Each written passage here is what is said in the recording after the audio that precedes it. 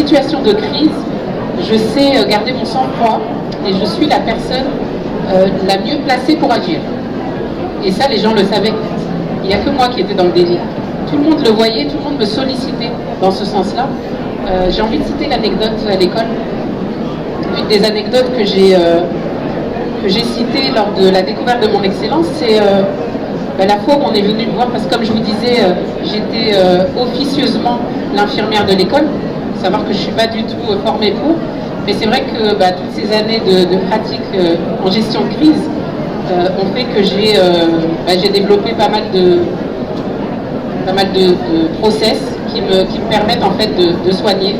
Et j'ai été aussi mariée pendant 15 ans à un infirmier, donc il y a pas mal de choses que je connaissais dans le domaine. Et donc ce fameux jour où on est venu me voir, parce qu'une petite fille avait de la température, donc j'avais un process que j'avais l'habitude d'employer dans ces cas-là. Et donc la petite fille, je lui ai retiré des couches de vêtements, je lui ai fait boire de l'eau, j'ai demandé à ce qu'on la surveille, j'ai contacté ses parents, parce qu'on n'était pas autorisé à leur donner des médicaments. Et j'ai demandé aux parents de venir. Entre le moment où j'ai vu la petite fille et l'appel, on me l'a ramenée parce qu'elle convulsait. Elle convulsait parce que la température est montée trop vite.